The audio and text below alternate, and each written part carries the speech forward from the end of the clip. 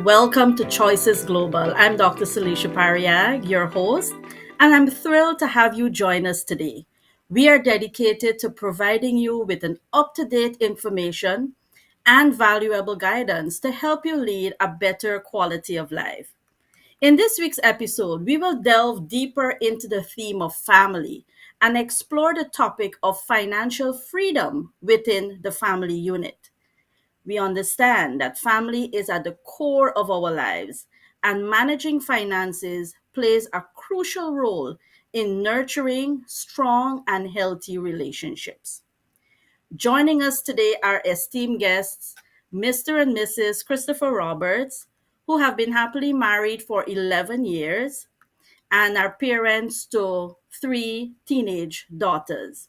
Mr. and Mrs. Rawl Duncan, who celebrated 12 years of marriage, and are parents to four lovely, budding young people.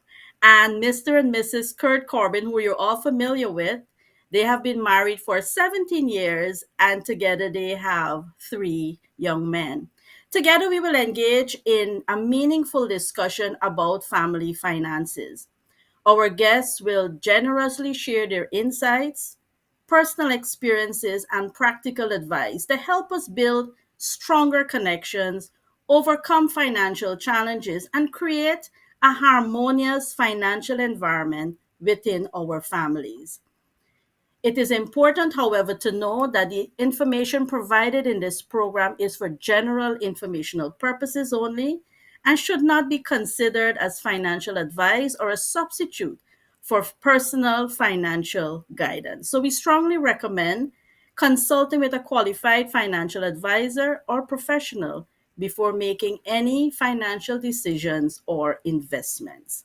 So, welcome to our panelists. And to get us started today, we want to discuss, as I said earlier, financial freedom in the family.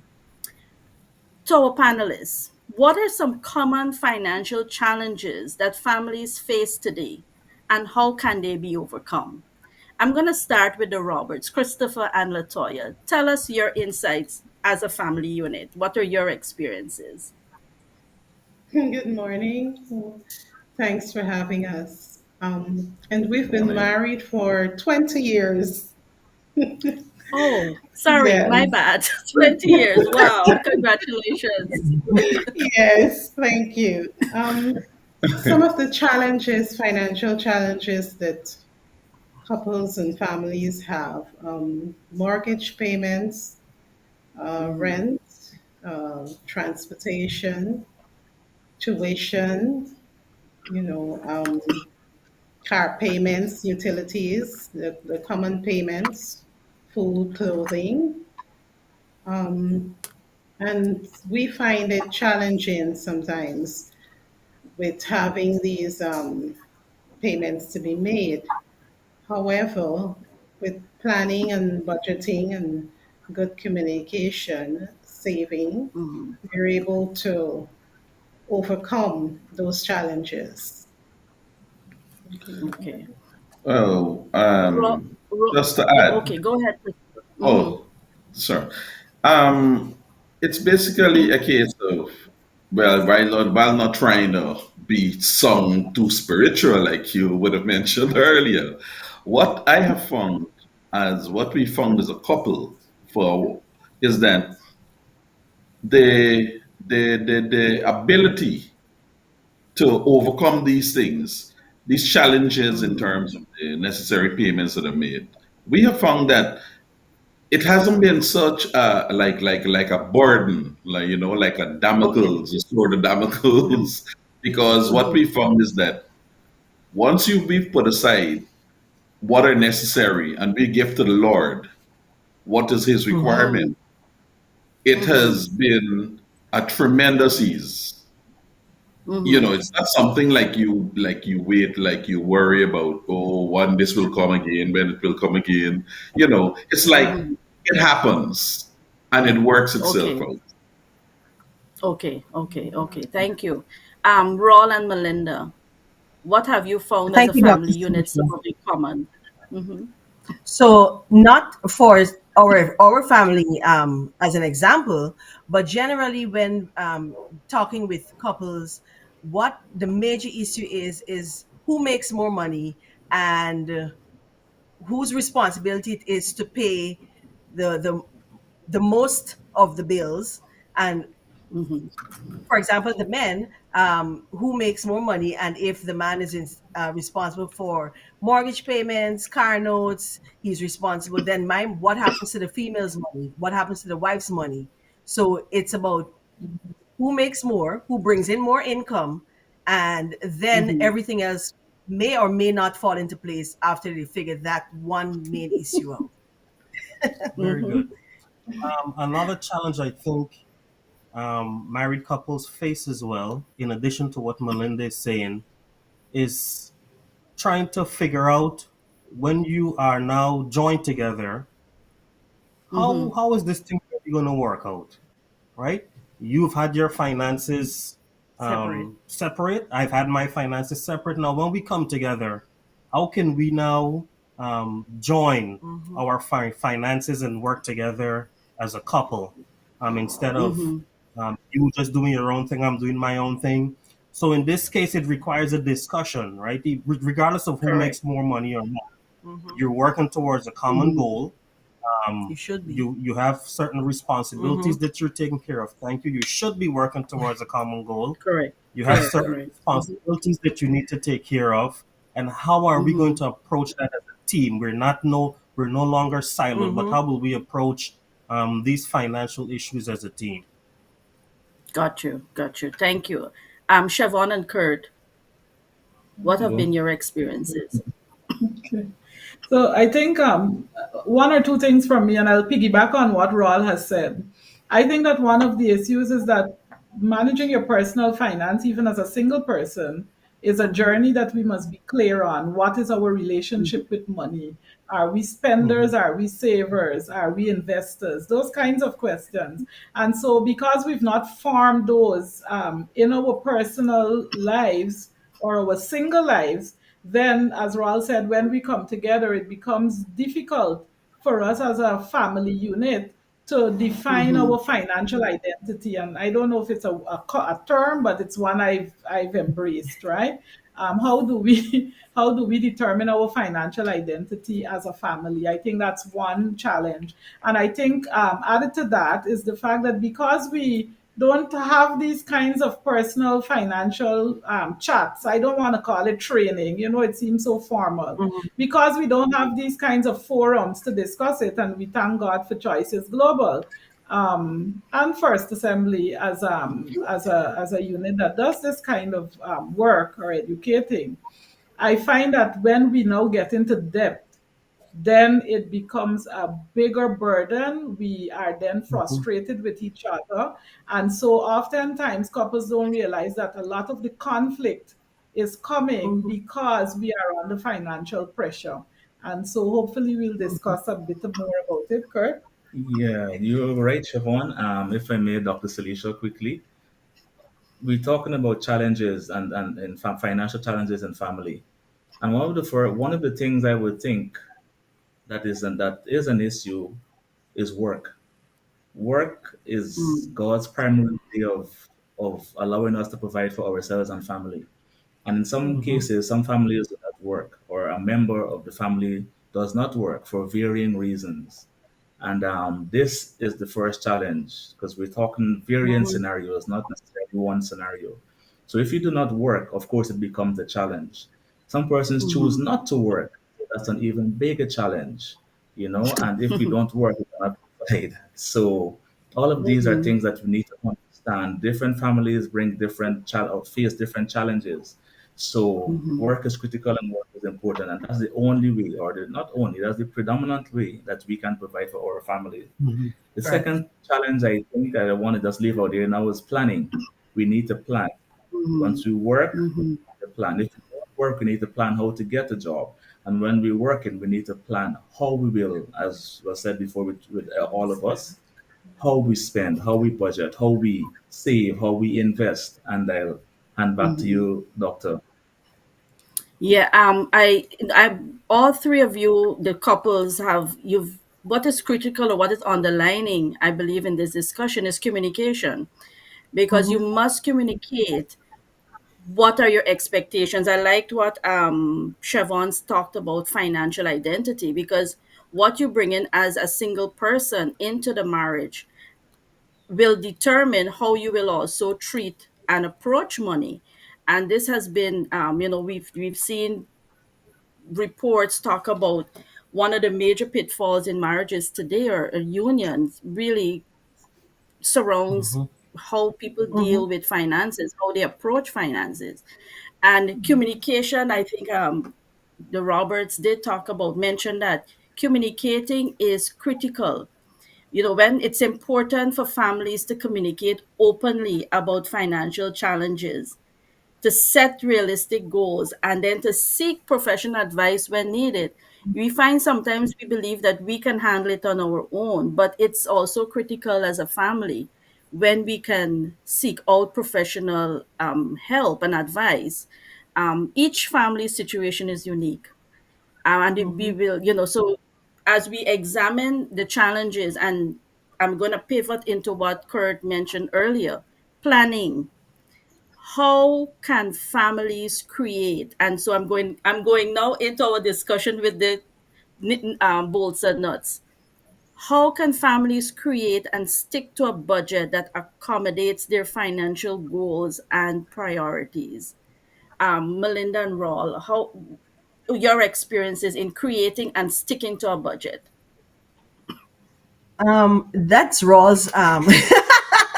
That is Raw's area of expertise. I must say that. Good, But good, before good. he goes into that, it is important to understand, and I love to encourage couples to, in your premarital counseling or your remarital counseling, whichever one it is, it's important for you to discuss finances, as was said. And I just felt that I should repeat it because I know lots of families are struggling Yeah. because they did not take the time to do premarital counseling, where you will delve into those marital Hmm. issues and concerns that can potentially harm your marriage, and so forth. But Rawls' area of expertise. Okay, thank you. So I believe what we need to start off with here is that at least one person in the marriage, even if you're not a financial person, you need to make the sacrifice to learn how to handle finances. If you cannot shoulder that burden by yourself, both of you need to get involved in understanding how finances work. So, in saying that, communication is a big thing. Let's say Melinda and I work, Melinda gets paid or I get paid, and we all just put the money in one account. And if our premarital discussion was that I will handle all the finances, we just put all in one bucket and we distribute everything else from there, then Melinda does not need to be involved. It all depends on the plan that works for you. Mm-hmm. But there must be discussion, there must be communication, especially if you are now starting off, you're newly married. There might be some financial things that you need to work out. Don't just go out there and say, okay, I'm going to do this, that, and it's not going to work out for you in the long Mm-hmm. run. So there needs to be communication. There needs to be, we've set aside times where we actually sit And do budgeting. and do budgeting, talk about Mm-hmm. finances. Like Melinda mentioned, I'm usually the budget person, but I also want her to be knowledgeable. Um, because I always think, what if I'm not there? What if I'm not able to do this? What if I'm not able to do something? Mm-hmm. My spouse, my wife, also needs to have that knowledge to approach finances. So definitely making a plan, communication. If one is stronger than the other in finances, you want to give that person the benefit of the doubt. Do your own research. Um, we're in the age of the internet. There's a, oh boy, there's a sea, there are oceans of information there that we can access, both in your country and in ours. You do your own research and you put all of these things And find together. which works best for you, because every Definitely. every couple is unique. So you find which system works best, financial system works best for your family. Yes, yes, yes. So definitely Excellent. it's a holistic approach. So thank you. Thanks. Thank you for that, Roland, Melinda. The Roberts, Christopher Nutter, what are some effective strategies for saving money as a family, especially when dealing with limited resources? What have you found? Well, we have found that um, we communicate a lot, and we found that saving was the number one thing because we had all these talks before marriage, Hmm. and we found that we come together and we save. That is priority. We handle our bills, the bills come in.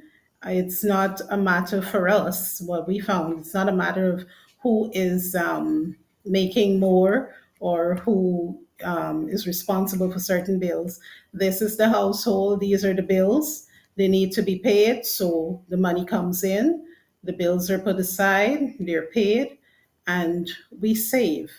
And in whatever area you find that you splurge, you cut down on that, be considerate of the other person because there's a budget to work towards. So be considerate, do just the necessaries for yourself, cut down on your wants and get your needs met. Well, basically, that's it in a nutshell. But what we have found, even prior to getting, when we were married, and we took, it was 2 years prior to getting children, I would have told my wife, I said, listen, this is our time to splurge. This is our time to do whatever, because you see, when children get here, it's going to be a whole different ballgame. But I mean, that was my take on it then. But we realized that even with the advent of the children, it wasn't as severe as we thought it would have been. But what it taught us basically is to you have to demarcate what is your needs, what is your wants, Yeah. and then you determine at that stage, but you still leave a little leeway because there's always you must should have flexibility because there are things that you don't cater for that actually comes up. So there you must have that kind of flexibility. But it's basically as long as you have determined what your bills are and what is the remainder, we have been able to make that work.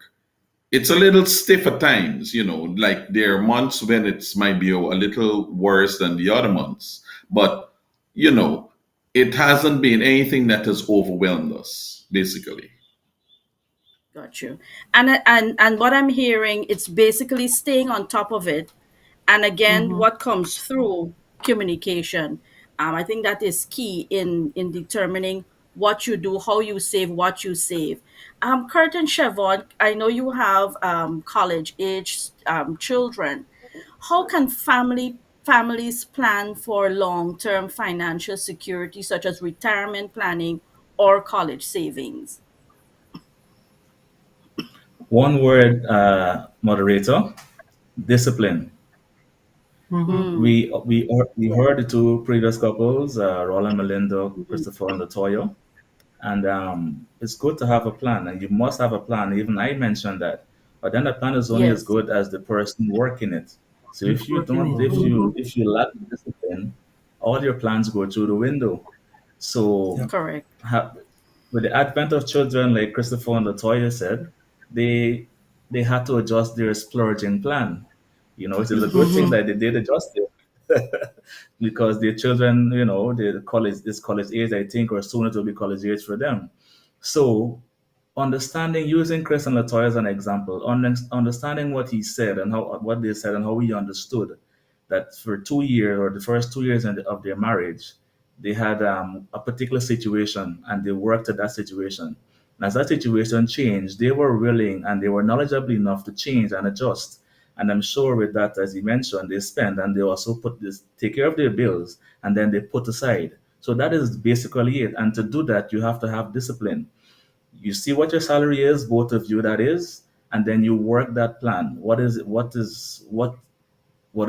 require for us to save? The children will be going to college in 20 years, in 10 years, and in how many years? How much should we be saving to send the first child to college? What about if you have twins like us? You have to send two of them off at one time. That's a different plan, a different thinking. And trust me, we are experiencing that right now because they'll be going off to college soon. And personally, I think I wish we'd begun saving before, but that's a problem that we're trying to share here on this program about talking about money and being financially free in families. Sometimes at the beginning, you're not always aware, and the more information you get, the better you're prepared and the better you act. So, in my case personally, I wish we had begun saving before. I wish it began investing before, but that's another conversation as well, Siobhan. If you want to add. Well, from my side, I would say wisdom, and I think Kurt alluded to seeking more knowledge on the different ways in which you can prepare. One thing I would caution families is not to think short term. Oftentimes, we think about earning our salary, we may do a budget about how we spend it, and then we move on to the next paycheck. So, short term is one thing we shouldn't do. What we can do is what all of the other speakers or panelists have said. One is about writing down your plan, but it's about discussing it with your partner and ensuring we have the same goals. Because if we're talking to the audience now, there might be some woman or man or husband or wife out there saying, but I like to save and my spouse is spending everything. I would say, again, communication, getting to this sense of oneness. Oneness is not only in intimacy, sexually or emotionally, but it's also financially. Some other tips that I would want to leave with us is a few. One is, Salisha, you talked about saving for retirement. If you are an employed person, most times in the Guyana context, you would have your NIS saved. You might have other kinds of insurance options being given to you that allows you to save with some component going to the pension or retirement. I would advise to opt for those because it's easier when the salary is being deducted at source for many of us who may not have the discipline that Kurt talked about. In my context, meaning in the US or in the Swiss context, there are also similar deductions that come out. And once those deductions come out, it's important not to trouble it unless you're taking it for some kind of major investment. Some pension funds would allow you to take some component of it to invest in a home. That shouldn't be your primary home. That should be maybe your secondary home, which is an investment property. Another example is maybe you have a credit union. In our context, I started asking the office to deduct this money so that it goes to this credit union account and you don't see it. So seeing it means you try not to touch it. But another one that I'd want to leave is sometimes as children are going off to college, we are thinking of only the most expensive colleges. And it's okay to dream for the Ivy Leagues if we can afford it. But sometimes it's also important to choose a lower end bachelor's degree and then invest the savings that you are still making in an Ivy League master's degree. I'll stop there. What those are some interesting takeaways. I think critical to just recapping, critical to the retirement and college savings. Capitalize on whatever the workplace is offering, and what if there is a matching. If the employer is matching that, try to maximize that matching as well. Um, Siobhan, I'm hearing you talk about more like automated savings. Do Mm-hmm. transfers, set those things up early ahead, even for a year ahead. And you don't see that money moving into other accounts. You set up these automated saving plans where money is moved from your main source account to other savings accounts where you don't touch it. Those are critical things because when we consider inflation, sometimes what the value of $1 million, million Guyana dollars, or 25,000 US dollars, or Swiss francs.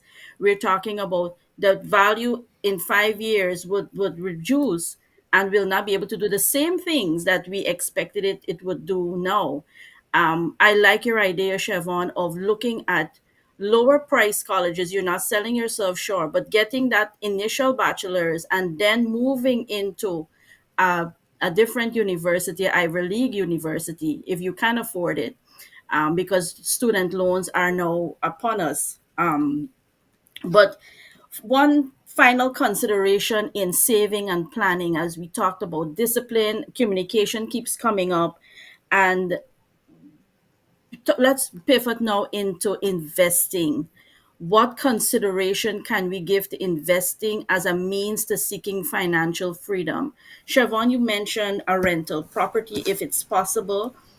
Even having a vehicle, where we think about we want to have two or three vehicles that we want to own, but are they assets or liabilities? What income is attached to those assets as we acquire them? It's nice to have three cars parked in your on your driveway, but are they income bearing assets, or they're just liabilities because you're just paying out of them? So Siobhan and Kurt, can you talk to us a little about investing as a means to seeking financial freedom? You started with a rental property, but can you add to that? And then I'll come to Roland, Melinda, and Christopher, and Latoya will close it out. Sure. Dr. Salisha, if I reflect on investing, I'd like to be provocative and say, let's look at what the rich or the wealthy do.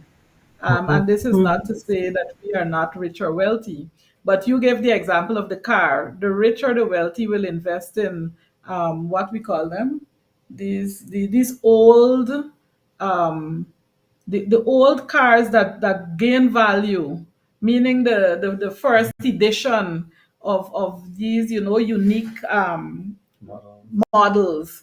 The rich will invest in artwork because with time that gains. And I want to leave a little story with us as I give this example. I was talking with one of my sons, and he was asking, why did people buy gold in the old days? And so I gave him the example that if I had $7 million 15 years ago, it could have bought me a house. But if I left that 7 million in the bank at today's rate, I could only get maybe one bedroom or a bedroom and a half with it. And this is the kind of financial information we need to understand that when we save, if we leave it all in the bank, it is only gaining very minimal interest, but the value of the cash is being lost over time. And this is why investing is important. Saving is important because you keep some cash to be liquid if you have an emergency.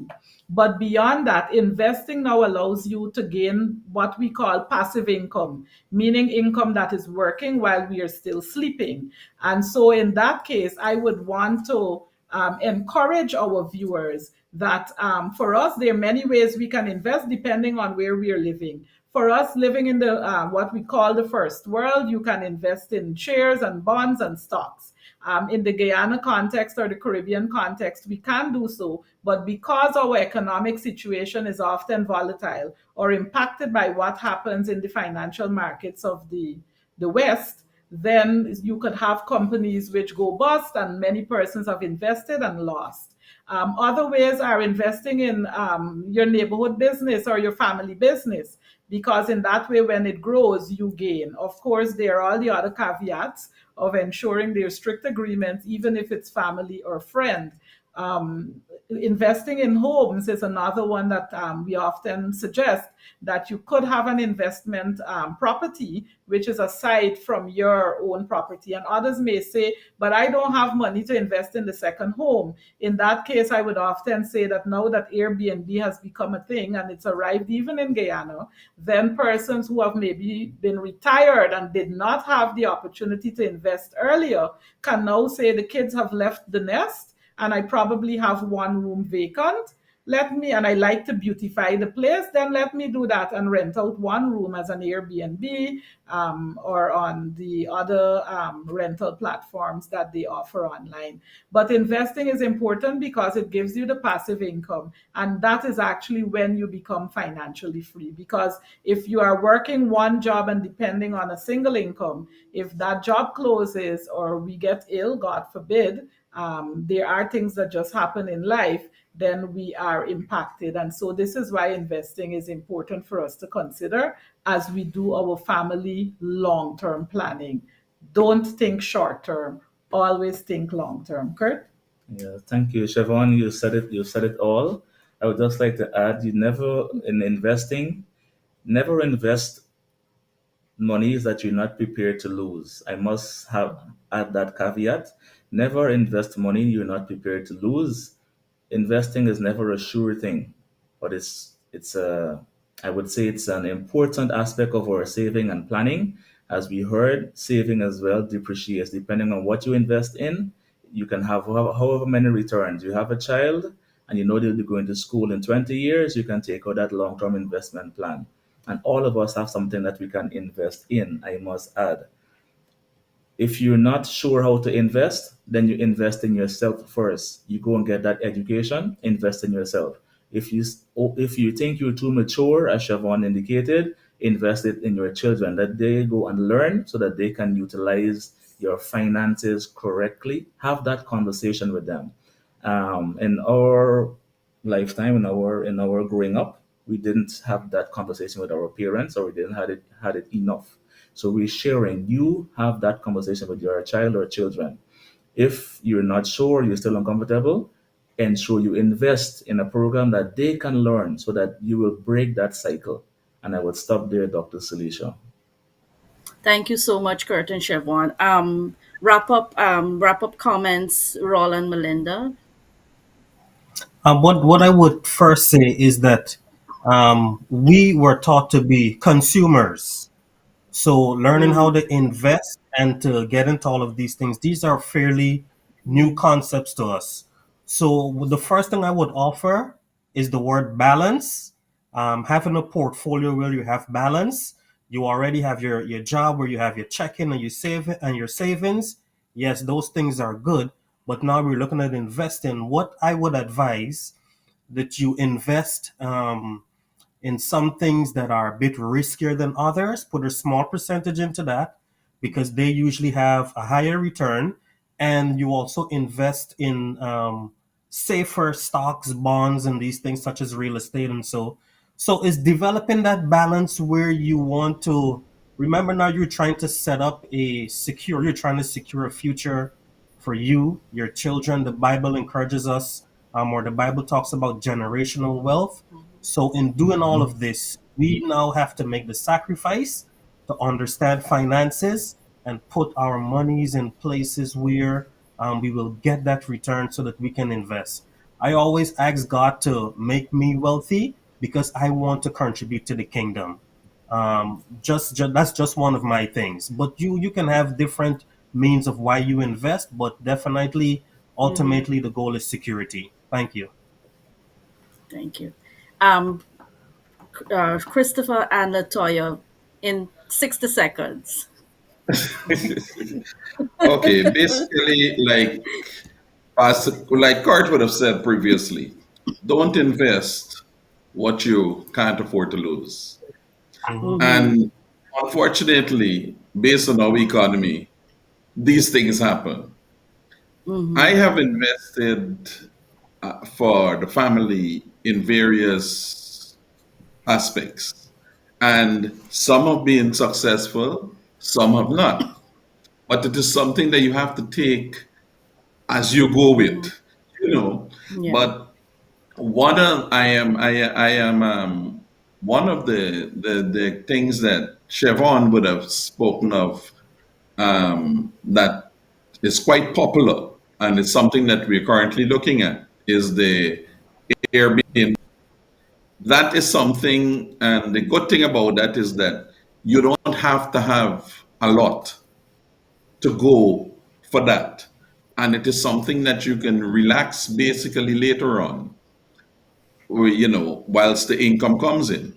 And the other thing that we would have taken on board, and I've spoken with my wife about, is investing in the children so that they will be the ones basically who will be carrying on the future and our economic aspects in life. Thank you. Thank you so much to all our panelists. And we thank you, our audience, for joining us for part one of this enlightening journey as we explore the intersection of family and financial freedom. The practical solutions, shared experiences, and inspiration from our panelists will help us in making informed choices that lead to a better financial future. Mark your calendars, July 30th, as we eagerly anticipate the culmination of this series, Finding Financial Freedom in the Family. We extend our heartfelt appreciation for tuning in to Choices Global this evening or whenever you're viewing it. And remember, be kind. See you soon.